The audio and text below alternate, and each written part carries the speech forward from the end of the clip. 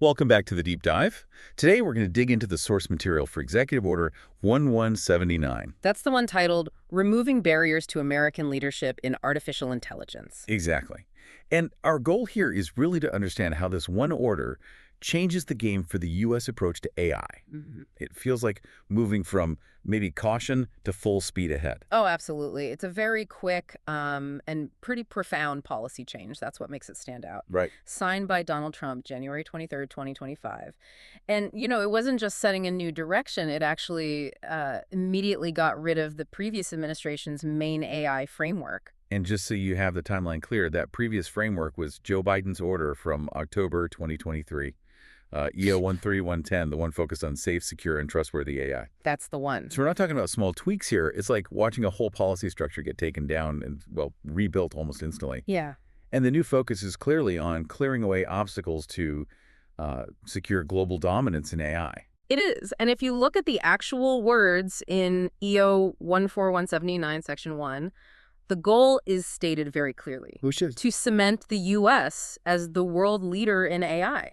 And it stresses doing this through, free markets and our entrepreneurial drive. Okay, that sounds very much like an innovation-first approach. Yeah. But it does seem like a huge philosophical jump from that earlier focus on safety guardrails and risk checks, doesn't it? It really is. The language is quite specific about aiming for AI systems that are, and I'm quoting here, free from ideological bias or engineered social agendas.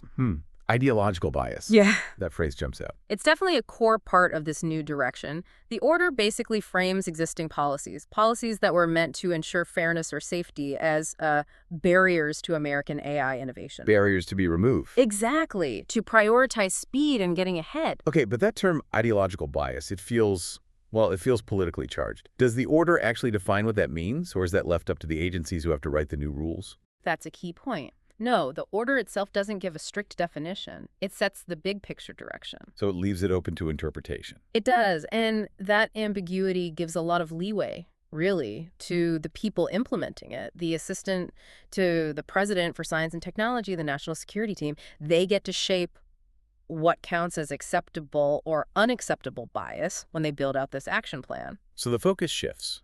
Less about defining safety rules up front, more about defining maybe the ideological boundaries for AI as it's developed. You could put it that way. And if we look at Section 2, the stated policy, it's all about sustaining and enhancing America's global AI dominance. Right, and it links that dominance to three things. Human flourishing, economic competitiveness, and national security. It's like a triple goal, but dominance seems to be the main engine driving it all. Absolutely. The policy clearly pivots away from mandating immediate safety steps, which was central to the order that got revoked, and puts the emphasis squarely on competition, speed, and just securing that #1 spot globally. Suggesting that the market, competition itself, is maybe the preferred way to ensure AI quality and success, rather than strict rules. That seems to be the underlying philosophy, yes. Less top-down regulation, more letting the market lead. Okay, let's shift gears a bit and talk about how this actually works, the mechanics of it, because this wasn't just a statement of intent, right? It demanded action. Oh, immediate and pretty forceful action across the government. It set things in motion very quickly. So who's in charge of building this new AI strategy, and how fast are they supposed to dismantle the old one? Well, there's a really tight deadline, just 180 days, to create a formal AI action plan.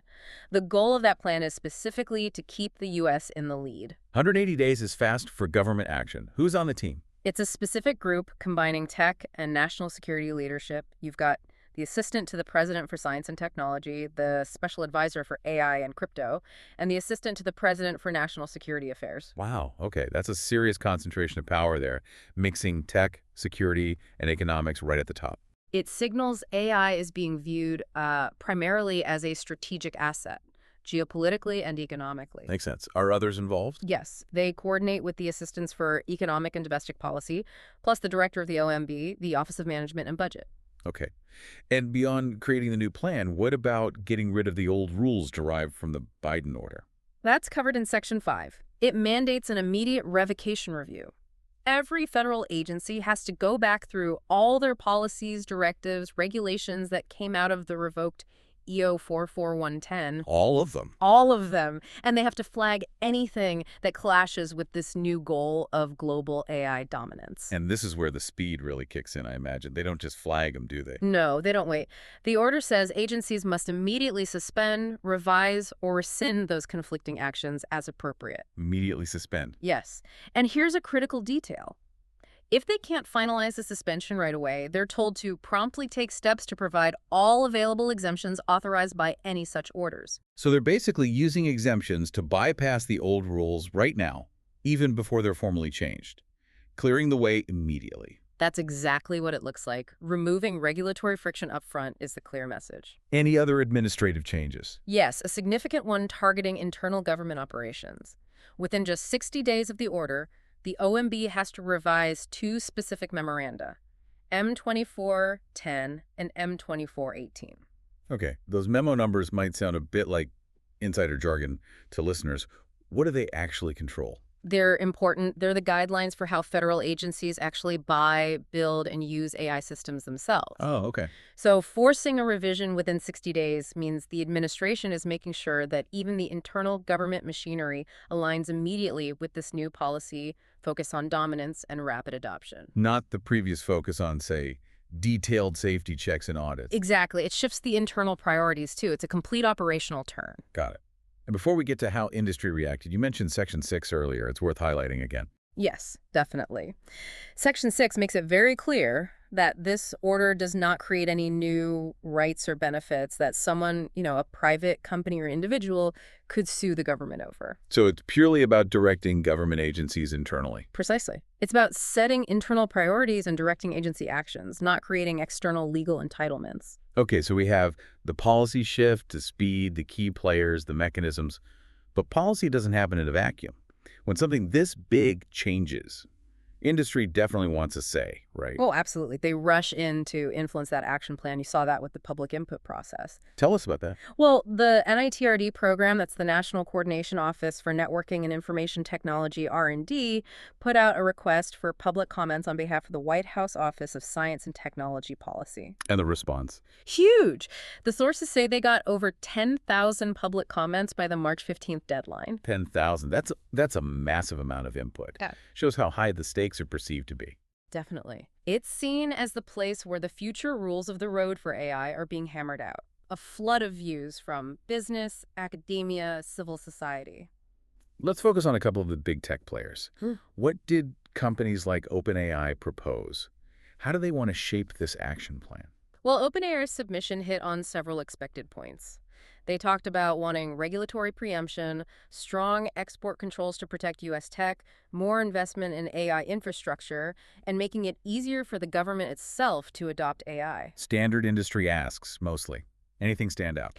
Yes, one point really stood out, and it ties directly back to that removing barriers theme.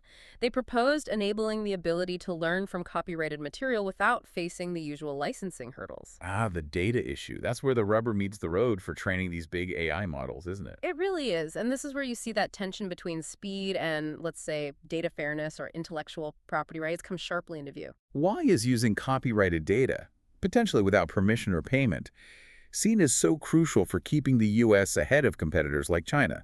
I mentioned DeepSeek specifically. It boils down to scale and speed. Building the most powerful large language models needs vast, vast amounts of high-quality data. The argument is, if American companies get bogged down in complex, expensive, and slow legal battles over copyrighted training data. While competitors don't have those same constraints. Exactly. If state-backed efforts like China's DeepSeek can just hoover up data without those legal breaks, the U.S. could fall behind purely because of access and speed.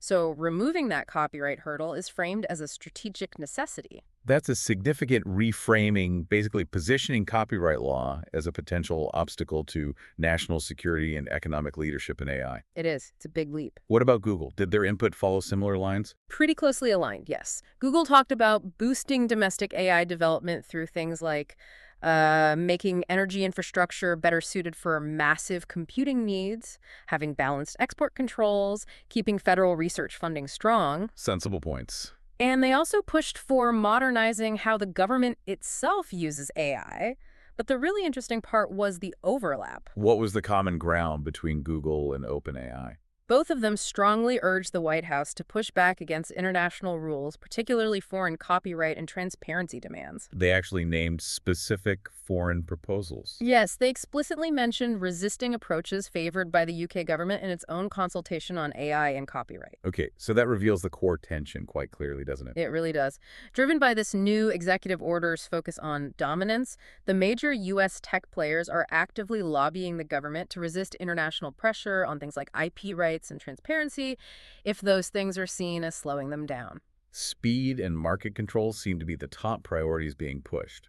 That's the clear message coming from key parts of the industry in response to the CEO. All right, let's try to pull this all together. Okay, so summing up this deep dive, Executive Order 14179 marks a really decisive change in the U.S. government's philosophy on AI regulation. Moving away from that previous focus on safety, risk management, specific ethical checks. Exactly. It shifts hard towards a policy driven by speed, innovation, and frankly, aggressive global market dominance.